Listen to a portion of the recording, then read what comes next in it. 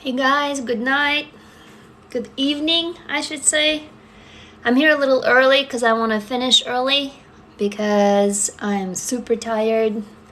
A lot of work that I was doing, so I wanted to go live because I get so many messages and I wanted to talk to you specifically about what you're sending so that I can kind of answer to a lot of people at the same time. Hi, Amira. Tell us who you are, where you're from. It is going to be just easier for me to speak to you because I'm getting a lot of messages from you, and a lot of you are saying, hey, what do I do if I'm just beginning to heal from trauma, and what if I'm trapped? Like, what if I'm living with my parents and I'm 16, 17, 18 or whatever, and I can't run away? Or what if I'm a single parent, and so on and so forth. So, and I was telling you, hey, you gotta write, and then a lot of you ask the questions of like, well, how do I write, or how do I begin? Hey, Amira from, oh, awesome. Am I saying your name correctly, Amira? So tell me who you are, what your name is, where you're from. I want to answer lots of direct messages that I got from you guys here on Instagram about how you feel, locked up in the situation, in your life situation, and you cannot begin healing from trauma because you can't run away, or you don't have money, or there's just toxic people around you, and you can't cut them away straight away. And so I told you, a lot of you, to write, and you're like, well, I'm journaling. And I want to talk about this. Journaling and fiction writing is not the same thing. When you're journaling, you're rehashing what happened to you that day, and it can actually re-traumatize you, because if something happened to you where somebody yelled at you and you journal, you write down, well, this and this happened and blah, blah, blah. Especially if it is a physical journal, then you're exposing yourself to more trauma, because the people who hurt you in your family might actually take your journal and read from it. Not a good idea. I'm sorry to hear that, Amira. If you want to, please tell me your story quickly. Who you are, where you're from, and what your story is. Thank you, VIC, Vix Vlogs, too. If you tell me what your name is. So the difference between journaling and fiction writing is kind of like, like if you wrote down the story of your pain, like, hey, my dad did this to me, or hey, Victoria, thank you so much for being here. My mom did this to me, or so-and-so did this to me. You just say, for example, let's say your name is Victoria. You would call yourself Chloe. And you would say, Chloe was born on this and this kind of day. It was a happy childhood. Then one day, and then you change the names. You change the names of your mom, of your dad. Thank you. That is a huge compliment to say I'm saving our lives. I do hope I'm helping. Look at that. We have a 34-year-old mom of 2, Elena from South Dakota. Good to see you. So when you're writing a fictional story, it gives you distance from your trauma. And also, if in real life, let's say Victoria, something happened, in the fictional story, you can exaggerate. And then you can end it the way you wanted to end it. So all the things you wanted to tell the person who hurt you, all the things you wanted to do to them, you can. And that is the power of healing that fiction allows. Plus, if you change the names and change the story, if somebody does find it, if it's in the journal, like I used to write in the journal, but if it is a fictional story, then you're protected. So Victoria's story is, my mother was deported, and I've lived with many family relatives who abused me mentally. I feel you. I'm so sorry. I ran away from home when I was 17. I got a mom when I was 18, and I pretty much had no home, so I had to find something. So my first ex-husband, kind of adopted me because, practically I was a kid with the baby. He was a kid too. He was 18 too. Crazy Joe says, I haven't talked to my abuser for 16 years. I'm there with you. I haven't talked to my dad for, I think, maybe 12 or 13 years now, since I confronted him.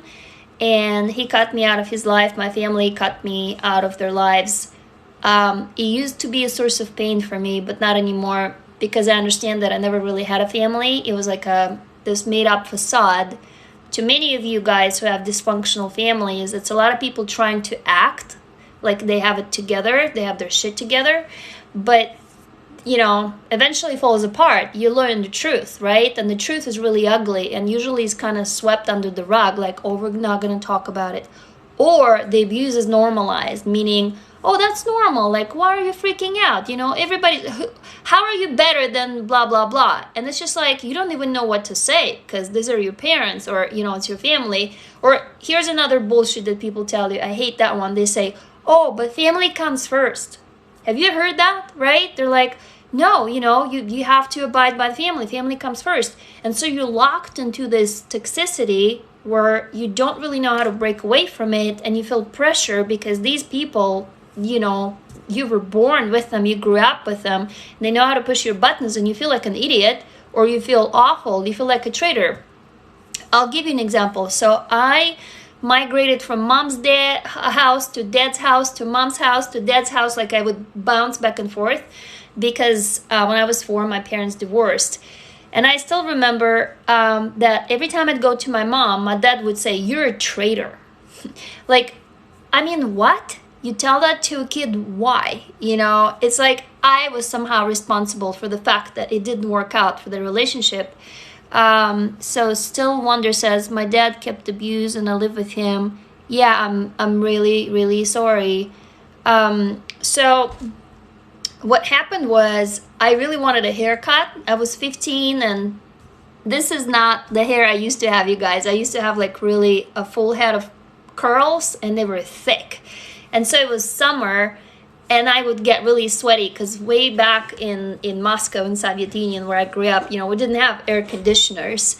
And so I wanted a haircut really bad, and I didn't have any money. And I asked my dad for money, and he's like, nope, you're not getting any. So of course I went to my mom. They lived in the same city, right? So I came to my mom and I begged her for money. I lived with my dad back then, and so she gave me money for a haircut. So I come back home to my dad, and he sees the haircut. So we have like this shouting match. He calls me a traitor, and I mean, it was pretty horrible. And I remember that was the first time that I spoke back to him, and my stepmom had to hold him back because, you know, he would get into these like rage fits. And I ran away from home back then for the first time. I was 15. I went back to my mom. I hated the household that my mom was in. I didn't want to go back to my dad. So I was alone as a teenager, you know, Moscow. It's like 1 a.m. The metro shut down. I went to the church, and they thought I was a prostitute, one of those girls from outskirts of Moscow. There's a lot of young girls who came to Moscow because it was a big city, kind of like New York. That I came from a train or something. So they put me up in this closet. Like, literally it was a closet for like hot water or something. Like, it had a huge sink. I think it was like a janitor's closet. And it had like a bench. It was so narrow that I couldn't even sleep on it. And I remember this night like today, because there was a cricket, and I talked to the cricket because there was nobody else to talk to. And I had my diary. Unfortunately, I've lost it, because in that diary I wrote down my story and I drew the cricket. And I remember it was like 3 a.m. in the morning, and it was snowing, and I walked out. It was dead silent in the middle of the city, and there's this untouched snow. And that was the moment when I thought, I'm gonna go and run away. Like, I'm done going to my mom's, to my dad's, them using me like a ping pong. They both hated each other badly. So, you know, my dad calling me a traitor. So yeah, that was my journey. Sounds like an amazing cricket. Yeah, you know what? I wish I had. So I had 2 diaries. Actually, you know what, guys? I can dig it up. Remind me tomorrow for my live. Hold on, let me write this down. Diary, because I think I have it. I have one of them. Another one got lost. It had all the stories and the crickets in it, and yeah, it was it was terrible. But what I'm telling you here, the reason why I'm telling you all this, I got so many direct messages, and I have a lot of messages from you guys who are, you know, below 18 or like 16 or 17, and you're telling, or like 14, and you're like, hey, what do I do when I'm living with my parents who are toxic or abusive, you know? And that is how I began to see the way out. Like, I wrote that story with that cricket, right? I was sitting there with that cricket alone, and I wrote what I wanted, like how I would be free, I would be alone. And that story with that cricket was just this one little step for me to get the courage to run away, because I was kind of like you. I mean, I wasn't any better. I grew up really poor. My mom had no money. My dad had some money, but he was like a Moscow intelligentsia, you know, like he was a writer. So he was kind of better off than my mom. My mom's household was really poor. There was no money. Like sometimes there was no food, so I had to go get food kind of on the street. I still know in the woods what to gather, any kind of wild plants, because I had to go learn it. So I didn't know what I would do. I mean, I was a kid, right? And I was just like, fuck it, I don't care. I just can't do this anymore, this whole ping pong. So it took me another year and a half. I only ran away when I was 17, but I got a babysitting job, and I put a little bit of money together, which was really stupid because it only lasted me a month. But, what do you do when you're 17, right? And I ran away. It was, I don't know what I was thinking. I even rented an apartment, and like my money ran out because I only had enough money for 1 month. It was horrendous. But I did run away, and I will never forget that moment of decision that night. So the reason I'm telling you this story is, those of you who are in this moment, please share it with each other. Because I know it seems impossible. Like, we all feel so lonely. I made that video for you earlier today because we talked about it last night, about loneliness, abandonment, and isolation. How you feel isolated, especially if you're sexually abused, because it is so disturbing to a child. A parent who's supposed to love you and protect you, they do what to you? You don't even understand. You say you look like an angel who found her place. Kind of am, like a Russian babushka maybe. But yeah, I do look calm and nice now. It wasn't always. It was let's see, it took me about 13 years. My road to recovery started when I was 33-ish, something like that. So I'm 45 now. So it took me 12 years, maybe a little bit more. Because ever since I was 16, I blocked out my entire abuse, but I always knew something was wrong with my body. And that's my other kind of response to a lot of you who wrote to me in messages like, how do you remember? What if you don't remember? Oh, thank you so much, Frida. I do hope that it helps you. And guys, at the end, when we're gonna finish, or we're gonna be wrapping up, I'm gonna be asking you what you want me to make the video about tomorrow, okay, for you. So, oh, I just blinked out. Those of you who've been here yesterday, you remember when I touch something disturbing, my memory just goes. I just blanked out what I was talking about. I totally forgot. This is crazy.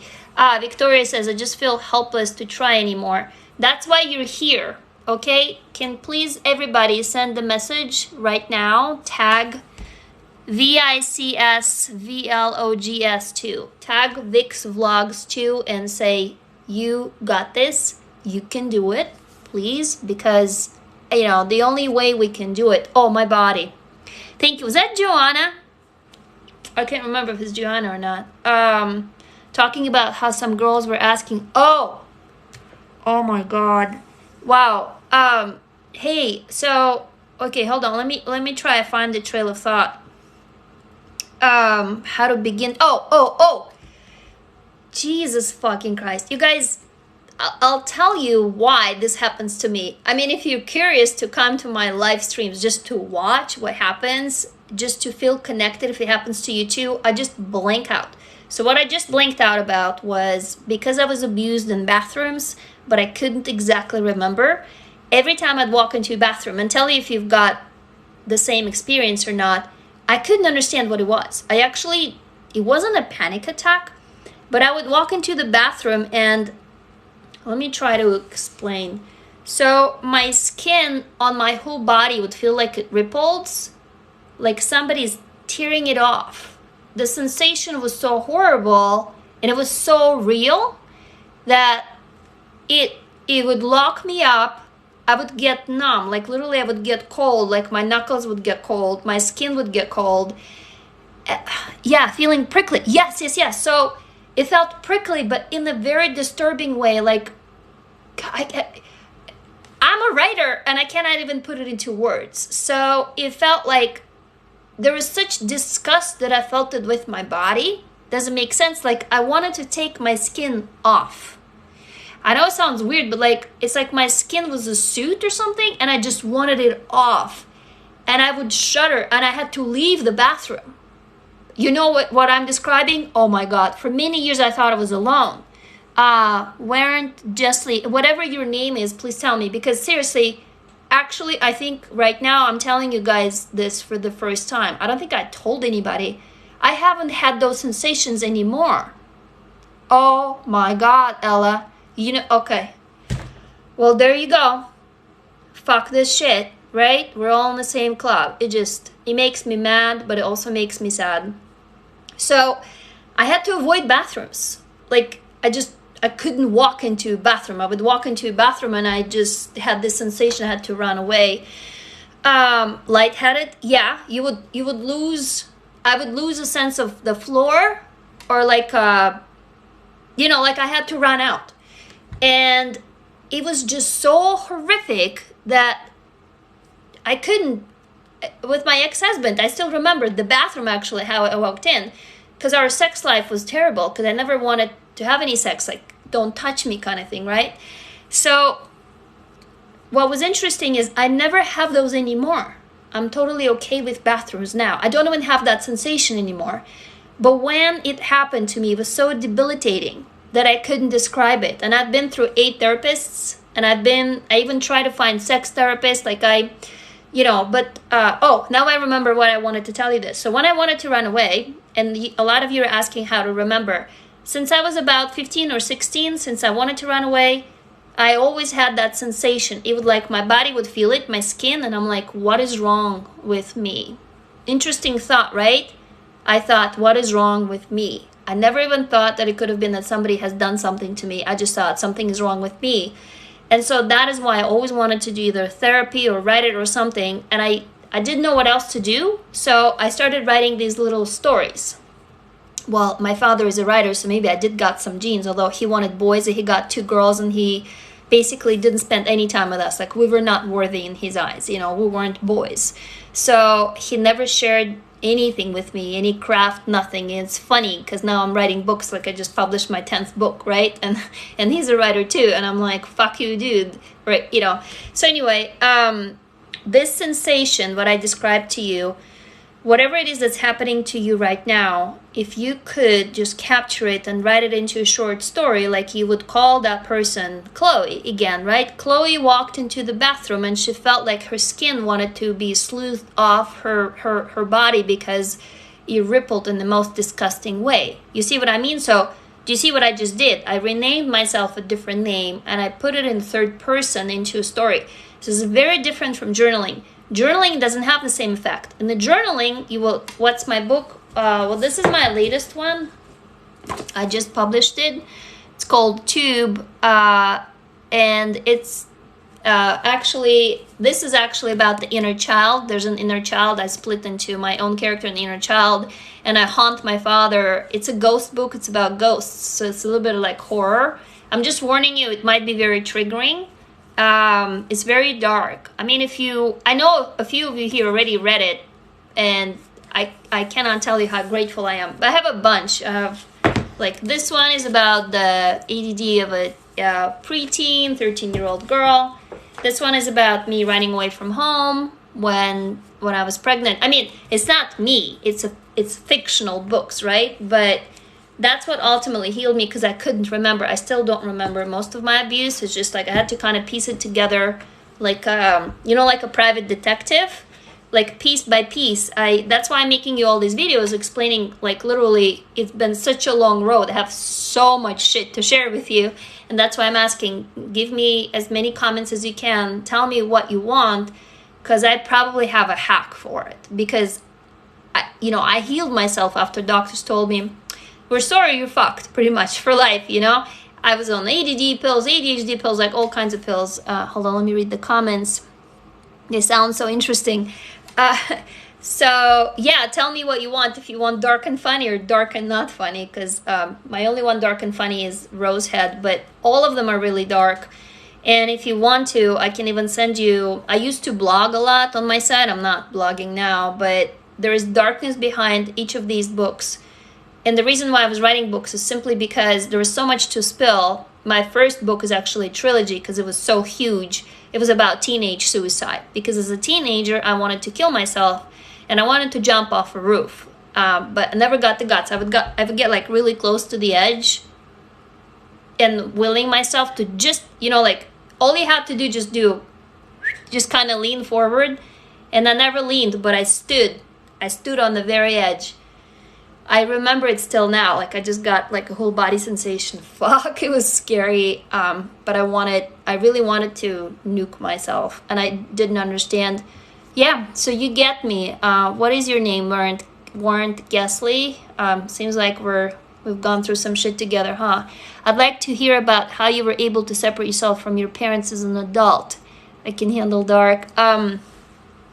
So that's a really good question. Number one, I got very lucky, you guys. I happened to meet at a nightclub, at a night disco, a man who is my ex-husband now, where he was like a computer science student at Moscow State University, and he got a job in America. But that was much later. But when we got together, I just told him that I really wanted to run away. So when he got that job, it was one of the last waves of immigrants where a lot of people were coming here to US. And he basically proposed to me to marry only because I couldn't go with him to America without being his wife. So I got really lucky because you could not get out of Russia back then and go to US. Just to get a visa was a pain. You know, there was so many hoops that you had to jump through. Because if I would not have, like I'm talking to you right now, guys, in a language that's not my first language, and I've written books in the language that's not my first language, and it's only because my parents are not here to hear me that I can talk about it. Because guess what? They tried to shut me down. I'd get these messages from my stepmom on Facebook. What you're saying is not right. And yeah, I still live in US. I'm here. I've been here for 22 years, about half of my life. Actually, I've been here now longer than I was in Russia. So, okay, I've lost it again. Jesus fucking Christ, I can't believe it. What is it that you asked? You asked me something about how I began, yeah, or something about how I broke away from my parents as an adult. So I cut off all communication, you know, like phones, I stopped picking up. I had to like delete the online accounts. It's easy for me because of the distance. Messages, okay, messages from your family, don't respond. Okay, here is something that I'll share with you guys. Okay, so you ask that. Yeah, it's hard when family keeps resistance. Can I please give you a little piece of advice? And by the way, I'm a total hypocrite because I stumble on this myself all the time. Just stumbled on it yesterday. Just can't fucking help it. Like once in a while, I step into that pile of shit that I try to save you right now. But here's the thing. Silence is an answer too. I just want you to internalize it for a moment. Silence is an answer too. So you don't owe a response. If a family member calls you, you don't need to pick up the phone. If they text you, you don't need to answer back. If they message you, you don't. Seriously, if you can't have it in, like, if you can't block them, like the reason, so for example, I'm still on Facebook. I wanted to completely leave it, but it was on Facebook that I found out how my mom had a heart attack and what's the in English insult, a heart attack and a stroke at the same time, because my cousin was able to reach me through Facebook. So I'm keeping Facebook, so I'm connected to, you know, to my family through that. I didn't have a heart to block them. I get you, but just don't respond. Like, they will get the message, okay? Again, silence is an answer too. You don't owe anyone an explanation. I hate that one. Okay, you know how your family is asking you, well, why did you do this? You know what? None of their business.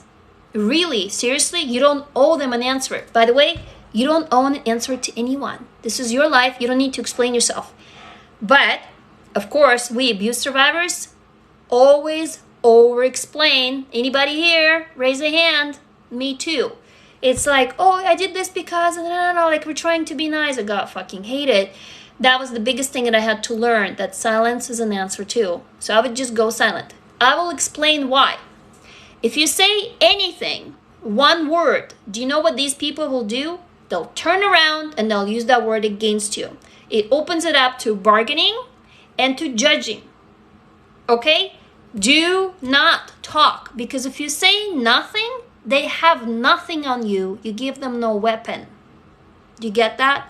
If you just say one word, it doesn't matter what it is, they will throw it back. Oh, Ag Violet, I'm with you, sister. I'm telling you this, guys, here, like I'm all smart, but guess what? I fuck up all the time too. I'm just much better at it now, but I used to be pretty terrible.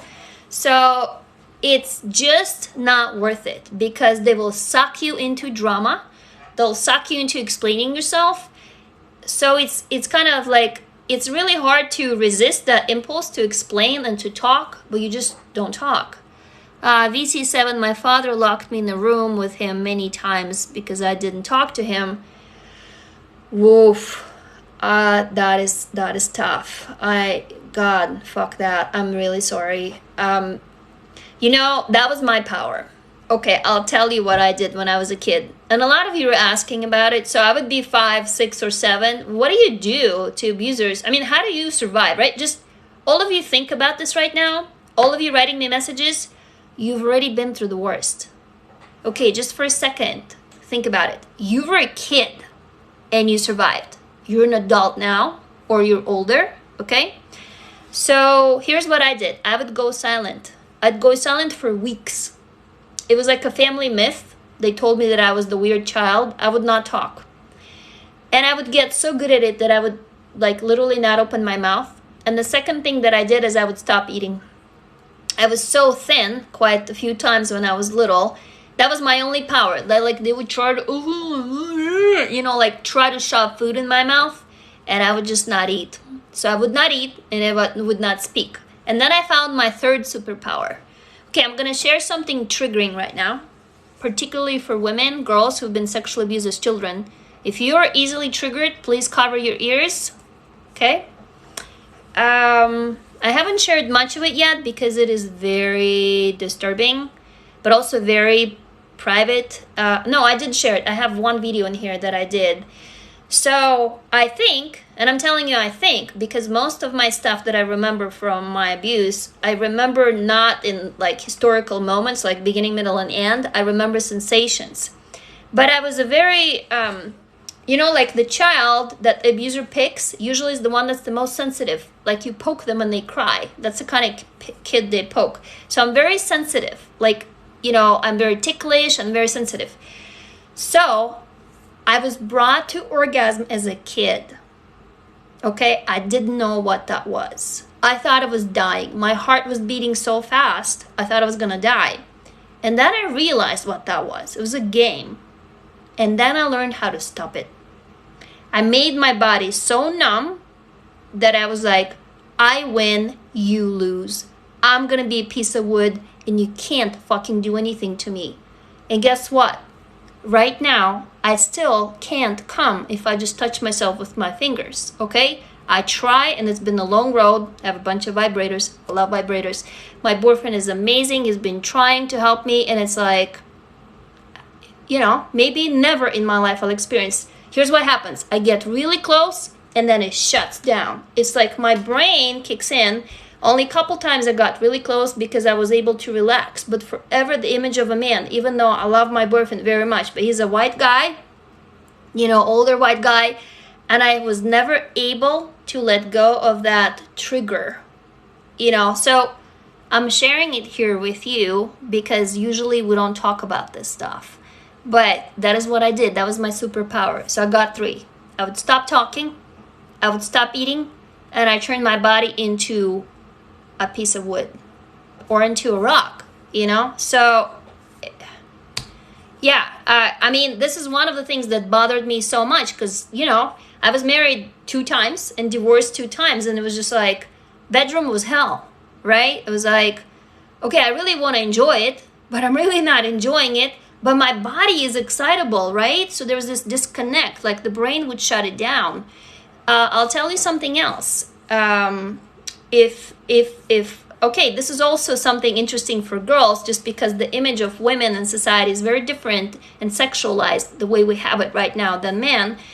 And what happened to me after I healed, I think it was after 2 years that I was really suicidal, really sick, and I finally healed, like began to heal. So girls, here's what happened. I was so horny, I was in pain. The hormones flooded me, and I was like, I'd go to work and I cried because I called my therapist. It was not like a therapist, it was a physical. She actually did massage and not Reiki, but Bowen technique, and then cranial, oh fuck, what, I forgot what it was. So here's what happened. I would like literally wanted to have sex with every guy at the workplace. I was horrified because I'd get hard, you know, like the clitoris goes hard. You're like, fuck, I can't put my legs together. But it was so humiliating, and yeah, craniosacral, yes. It was so disturbing to me as a woman, because, you know, if a guy gets hard seeing a girl, it's like, yeah, that's a normal guy thing. But if a girl does it, I'm like, what the fuck am I supposed to do? Hire a male prostitute? Like, what? I can't just go fuck around. So I called my craniosacral, you know, naturopath, and I was like, can you give me a pill? Like, I feel horrible. Because back then, my ex-husband also freaked out. I was like, dude, I really want sex. And he just, so we've been together for almost 15 years. Can you imagine? I was like this piece of wood for all this time, and all of a sudden I'm jumping on him. He freaked out. And I'm like, but you wanted sex, but I want to, like, what do I do? So I'll tell you guys what I did. It was here in Seattle, there is a community of Burning Man, burners. We call them burners. I actually called people up who were open to hugging you. So it was not sex, but just, you know, a guy would show up, and you know him through friends, and he would hold me because I just needed, like, I mean, I had a surge of hormones come up to me. So I'm telling you all this again to see that you can do it too, and I'm still in the middle of it, and we don't talk about it, okay? This stuff is like behind closed doors, but I'm at the point where I don't give a fuck, frankly, anymore. I want to help you. And if any of you are here not for this reason, then leave, because this is not a show for boys, you know, or anybody to just go, oh, wow, what is she talking about? Like, that's not for you guys, okay? This is for you to help you heal, because I know we've been through this, okay? So the problem, you're welcome. The problem with this is there is nothing you can do. There isn't a doctor that you can go to talk about it. There isn't a community. I mean, can you imagine talking about it on Facebook or something? So I'm creating actually a community. My startup, Emberville, and my community, Visit Emberville here. You can see it in my bio, because I was like, we have to talk about this shit somewhere. Like, I want to heal. I want to help other people heal. You know, we're just all alone, sitting at home, suffering. Fuck that, you know. And so oh, I'm sorry I made you tear up. I'm still learning. Like, I posted that video about touching yourself, right? And how do you begin loving your body? Because when you grew up and all you knew was violence, you don't know how to love your body. I'm so sorry, Melissa. Yeah. This is kind of like what you're up against, okay? If you've been through abuse, or if you've been through particularly sexual abuse, particularly when you were a kid. And a lot of abuse, unfortunately, involves sex, because sexual organs have the most nerve endings. The reason why there is so much of it is because it's the most hurtful. When you hurt someone's genitalia, because it literally is the most painful. The next painful if somebody stabs you with a knife, but it's painful, it's the most humiliating, and it's the most debilitating and crushing and disturbing way to hurt someone. That's why people use it, okay? So it's almost like it's not for sex, it's just a way of holding power over you, because this is the most power you can hold over someone. So this kind of stuff is, you know, this is something that I want to help you with, because I'm kind of done being silent. So if you are too embarrassed to comment here, I get you. Send me a direct message, or go to my Instagram, follow me there, and send me like a longer story or message there. I've been getting a lot lately, so I'm trying to read it all. If I don't read it, that does not mean I'm ignoring you. Does not mean I don't love you. It's just that I might not get to it because there's a lot. Keep at it. Don't give up. Come to my lives, talk, comment. But what I want you to do is to tell me what would be most helpful to you, okay? And so we got to start talking about it because silence is what breeds this shit, okay? Mimalito says, have you considered therapeutic cabin for now? I'm not sure what that means. They take their time. Okay, there's been a lot of comments here. So anything in specific you guys want me to keep talking about, or well, actually I started today early, so we have another 20 minutes. We're good. Psychedelics for therapy. You know what? I believe in everything. Like, seriously, if you need to do mushrooms, fucking do mushrooms. It's just, I get so upset at people who are like, no, you can't do this and you can't do that. You know what? It's your body and your life. Do whatever works. I've never done mushrooms, and I've done a little bit of, my kids kind of were like, come on, mom, you know, like, you gotta try weed. And I had a really bad trip. I tried it. I don't like it. I don't drink. I don't even drink coffee or tea or alcohol, nothing. I can have like a little bit of wine maybe. So here's another reason why a lot of us abuse survivors, we hate losing control of our bodies. So I hate being drunk. I hate like being on drugs or whatever, because then I cannot, that, you know, I don't know what happens to my body and that freaks me out. Yeah, exactly. See what Jen says. You need to do what works for you. Do whatever. Yeah, as long as you're not hurting yourself. So if you're doing mushrooms, hell yeah. Here's another thing too. You know how people tell you, oh, the road to recovery has to be hard. Fuck that. No, it doesn't. Just make it enjoyable for yourself. Like you've suffered enough. If you just want to like get high and binge on movies, fuck yeah, do it. You know, and if somebody's telling you, well, that's not a therapeutic technique, what the hell do they know, right? Whatever works for you. So it's just, there's just some things like, you know, if you drink a lot, obviously you can get addicted to it and you can like fuck up your liver and, you know, just, it's not good for your health. So if you're not going crazy, I would say do it. Like, for example, a lot of you ask like, do you believe in pills, or can I, you know, what about that? I was on pills, on a lot of pills, and they were like a crutch. I had to survive, right? I was a single mom. I had to somehow make ends meet. So the pills helped me until I could ditch the pills. Can you do more videos on journaling process? Sure. Actually, once we have enough followers on my other account, my startups account, visit Emberville, because we're only about 100 there, and I'm doing the videos really fast in the mornings because I don't have time to make like really good fancy videos with the subtitles for you. Once we have 1,000 people in there, I'll do live classes in there. I lead classes right now in my community, so please join. We would love to have you. It's at emberville.com. The startup is called Emberville. It's the link is in my bio. Thank you. Yeah, I've adopted English as my language. Do you have a link tree? What's a link tree? I don't know. Where, please?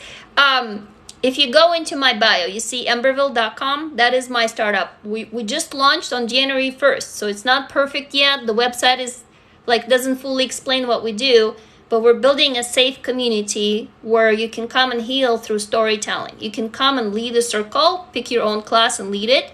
So yeah, please come. Tell me if you want to follow me on Instagram. Send me a message and tell me you're on my TikTok, and I'll give you a discount to try the first month at like a lot of % off. We really need to survive as a startup. So yeah, if you can join us, please. We're growing. We have 40 people right now, 40 customers, 40 of you members of community. Okay, so was there a single moment that made you shift to healing? Oh, hey Sam, yeah, please join, or pick the monthly classes. Monthly is our best one, but if you get confused by anything, please send me a message. I'll hop on Zoom with you to get you on, because our technology is not quite perfect, but we're getting there. Hold on, what was the question? What was the single moment that made you shift to healing? There wasn't a single moment. It was like multiple moments accumulated. Does it make sense? Like, it was a series of things, but there was one moment that started it all. I'll tell you this story. I think I told you this before. I used to have a previous startup, and I used to be a workaholic. So I wasn't an alcoholic, but I was like trying to run away from my past by working myself so hard. My Instagram name is the same name as here, Ksenia Ansky. If you just Google me, you'll find my website, my Wikipedia page, my everything. It's all the same. Just Google my name and you'll find it. So I went back to Russia because my little half-sister was getting married, and I went back to meet her fiance. And when I came there, I haven't been to Russia for about 4 years, and I haven't seen my dad in a long time, and he was like very dominant, tyrannical, violent guy, right? And he made fun of my sister in front of her fiance. Her fiance is from Austria, so I don't think he fully understood Russian, and that's why my father made fun of my half-sister. And I got so mad because I was like, what are you doing? So for the first time, I stood up to him and I spoke back to him, and I was angry. And he was taken aback because, most bullies, they're cowards. And I've never spoken back to him. Never in my life. It was the first time, and I was in my 30s. I was like 32 or something, or 33. So what he did then is what started this all. He came over to me and said, why are you so mad at me? Papa loves you. In Russian, Papa is daddy. And he kissed the top of my head. And something in my body in that moment froze. I didn't know what it was, but then I went back to US and I started having panic attacks. I did not know what a panic attack was. So long story short, what he did was a trigger, because after he had abused me and I would be crying, he would tell me, well, why are you crying? Papa loves you. And he would kiss the top of my head. As fucked up as it is. So that kiss started it all. If that answers your question for a single moment, that was a single moment.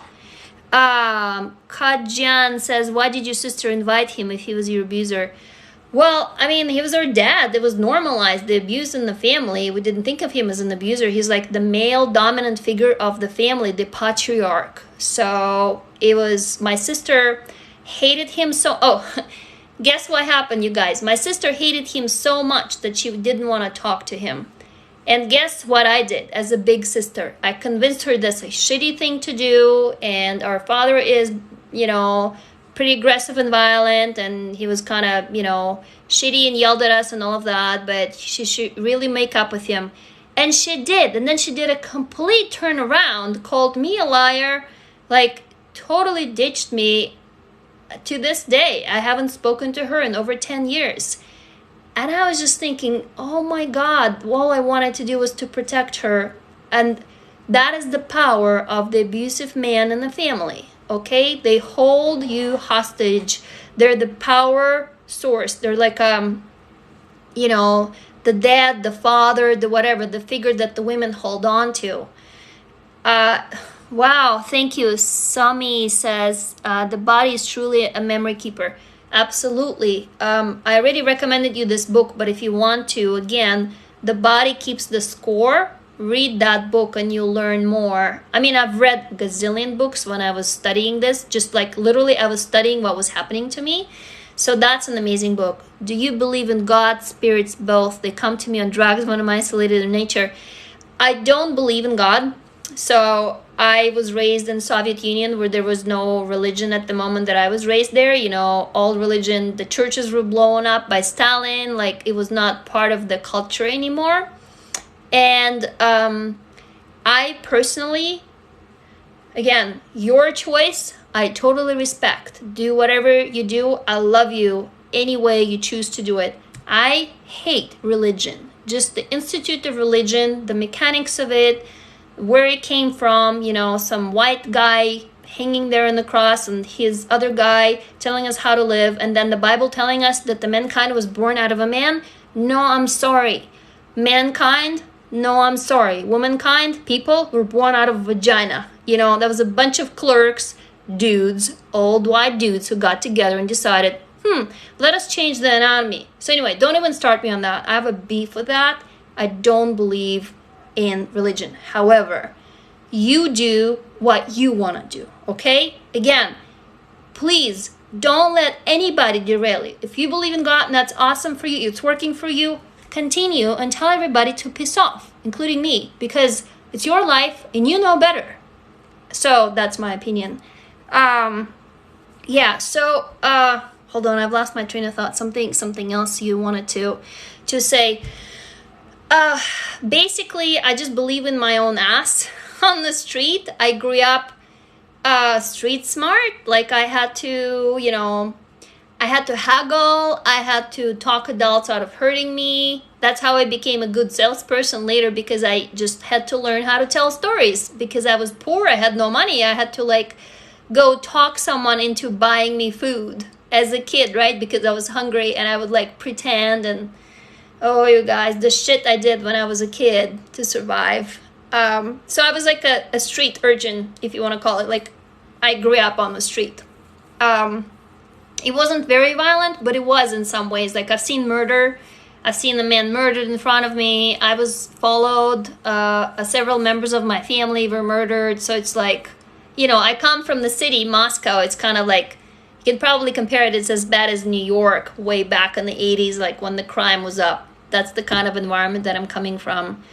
Andy says, once I cut off family after fights, my brother passed away and I feel so guilty that we didn't fix it. Okay, you know what you can do is you can write a letter to your brother. Even though he passed away, you need the closure, right? So you can actually find closure even if somebody is passed away. Oh, I love your vibe. Thank you. Yeah. Jen says, my parents are already dead to me.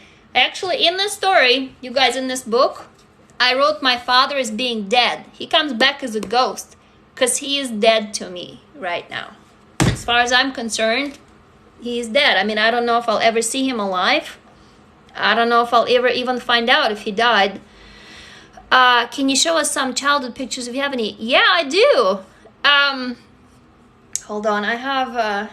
Actually, I had that presentation that I was giving a speech. I was speaking in front of the audience, and I have the PowerPoint where I showed you the picture of me before and after, like when I was 10 years ago, how I looked older that I'm looking now. Hold on. How do you deal with emotional abuse of siblings? So let me show you. Hold on. How do I do that? Oh, I think I can. Here, I can show you a bunch of pictures. Do you want to see? So, let me... Okay, can you see, guys? Okay, so this is Moscow, obviously, where I'm from. So this is my mom. She's very beautiful. And she's a fashion designer, so she used to knit clothes. This is like a picture from a magazine. And this is my dad. He is a writer, a journalist, like really respected guy. When they married, my mom was like 19 and my dad was 35. This is me. I hardly have any pictures of me smiling. This is me in Germany with a little leopard, and this is me when I was 8. So I really wanted to be a ballerina. And this is me when I was 4. So one of my favorite pictures. This was before my father started abusing me. So, and I still have this dress. My mom, did she know about abuse? I have no idea. Like every time I try asking her, she gets so angry that I literally can't talk to her. She's like, you destroyed my life. You did this, you did that. It's just, So this is the building where I grew up in. I hate it. It's like the 9-story Moscow apartment that's so fucking awful looking. Remember, guys, I told you how I was in an accident and I did a nose job? This is the picture from there. This is me in the hospital after the accident, and that's why I got the money to do the nose job. This is my bike. It broke. The frame broke, and this is the street when I got hit by a truck. Hold on. So this is the picture of me where I was on the left. I'm younger. Do you see that I look older and tired than I'm on? Like, there is no shine. Do you see that? That is crazy. This is crazy. So, and this is me. I wanted to be a ballerina, so now I do ballet. So I dress up like a ballerina. And one of my favorite writers, Neil Gaiman. This is me. I got to meet him. I absolutely love him. This is my boyfriend. We've been together for 10 years now. These are my kids. I mean, they're older now, but this is my very first writing. I have this. This is actually, I wrote this and drew it when I was 4 years old. So I was writing since I remember myself. And these are all of my books. Let's see. Oh, this is me at the bookstore reading. I mean, I used to be like very prolific in terms of writing and being an author and blah, blah, blah. And that's, I won the Amtrak residency. This is actually a PowerPoint presentation that I did for, I was speaking in front of people, you know, explaining to them how I healed from abuse. So that was my first trilogy. And that's when I had like a little bit of a longer hair. And that's my writing, my little writing space, you know. So yeah, that's, there you go. There's a little bit of, hold on, how do I flip this back? That was a little bit of history for you guys. I can dig up more pictures. I have more. You will overcome. Yeah. So, I don't know. What do you want? Yeah, I'm going to start wrapping up in the next 5 minutes or so. What do you want me to make the video about tomorrow? And did that help, that video that I made on changing my identity? Because I know we talked a lot about abandonment, loneliness. So I tried to talk about this, how I felt lonely. What else? This is your show time, okay? Go and start typing all at once. What do you want me to make a video about for tomorrow? How often do you go live? I go live twice. Every morning, 9:30 to 10 a.m. and then every night 9 to 10. But tomorrow I'll be live longer because it's Saturday and Sunday. Visions, art, inner child work. Okay, funny how my beauty filter. What is a beauty filter? How to be like an abuser. Thank you for sharing. How to heal from parental figures in your life. Thank you. I love it that you guys are here. So hang on again. So it's inner child again, right? Inner child. It's hard when you get down by the person who gives you life. Yeah. How to get over internalized anger. Interesting. Internalized anger. Codependency.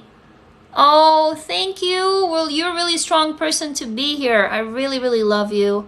How to break the cycle of reflecting your abuse on your own children. Yeah, I've been there. How to listen to your own inner cue. Oh, I will do that one because I just fucked it up yesterday. Hold on. How to listen to your inner cues. Inner cues after not listening. Hold on. After not listening for so long. How does that sound to everybody? That was an awesome topic. After not listening for so long. Basically, how to stop ignoring the red flags, right? But let me see if everybody agrees. Coping with emptiness, feeling nothing. So, feeling nothing. What else? How to break the cycle of your children. Okay, how to heal emotionally. How to break the cycle. That's a good one. How to break the cycle with your kids, right? So you don't repeat that. Let's see, what else? How to be able to start working on yourself and your trauma, forgiving yourself for allowing continued mistreatment. Okay, emotional abuse. Let's see, what else? Being able to love yourself. So love yourself. I'm always sad when I'm in a good mood. Yep, I've been there too. So far I got two kind of really good ones. They're clear to me, at least. One is like how to listen to your inner cues after so many years you're not listening. How to stop hate and anger. How to accept trauma. How to stop hate, anger. But also I like the one where you said how to stop the cycle, right? How to stop the cycle of abuse with your kids. Does that sound good? Oh, you're very welcome. That was Delia Vanth. I'm so happy that it helps. Please tell me in comments if it is helpful. I would love one for how to cope with numbness. So how to cope with numbness. Trusting your inner voice. Okay, so cope with numbness. trusting the inner voice. Trusting the inner voice.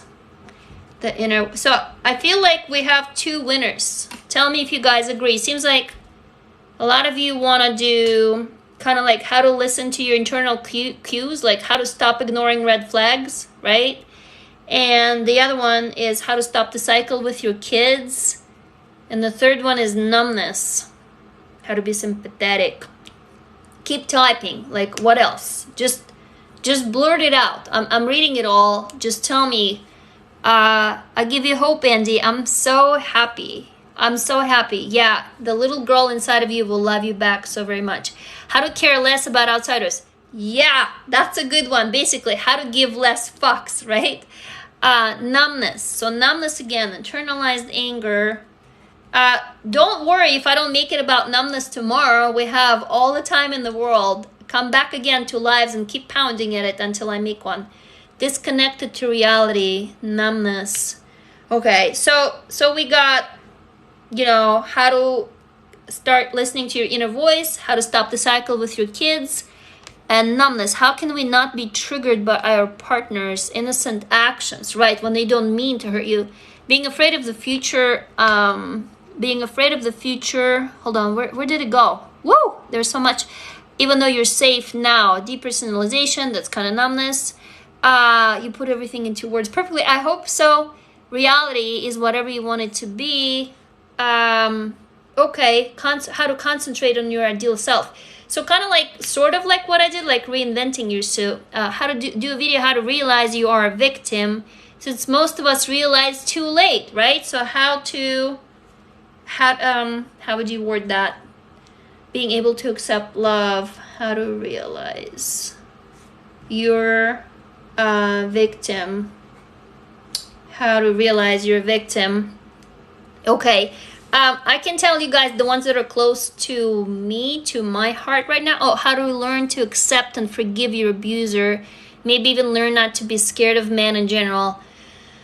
Woof. That's a big one. Like, I'm still battling with that one myself. Knowing that you've experienced trauma. Basically, how do you know for sure, right? How to surpass your past traumas. Okay, I think...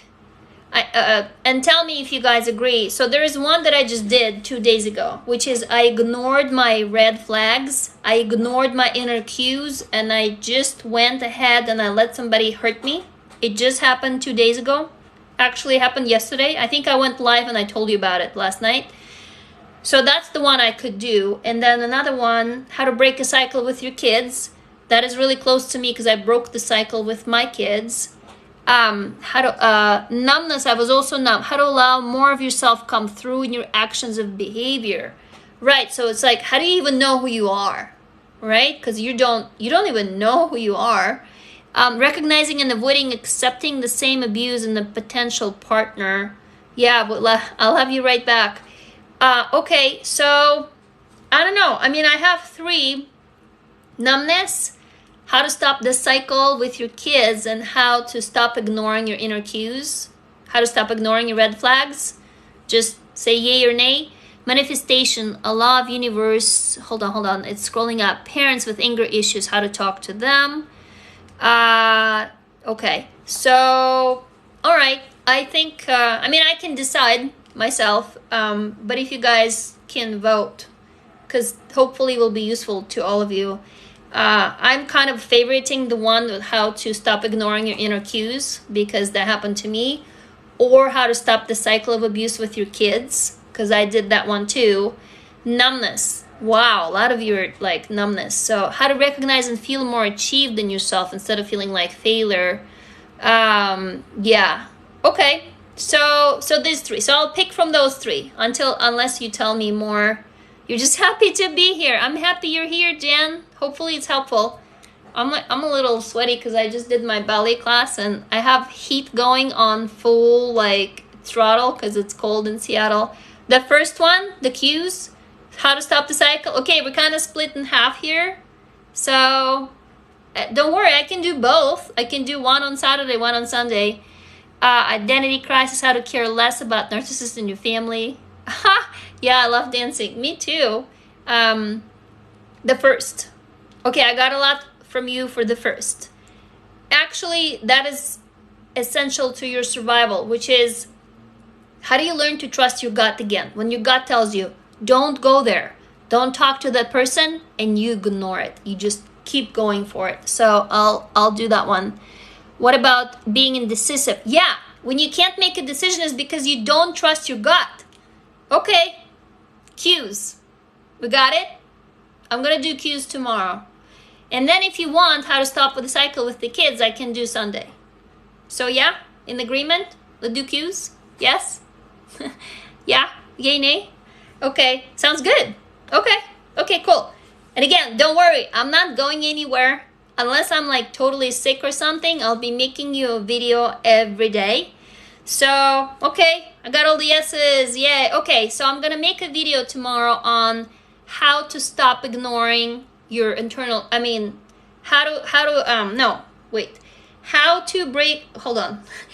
to listen to your inner cues after you haven't listened to them for so long. So how to stop ignoring the red flags, right? How to trust your gut again after you haven't trusted. I'll word it somehow correctly, but does it sound good?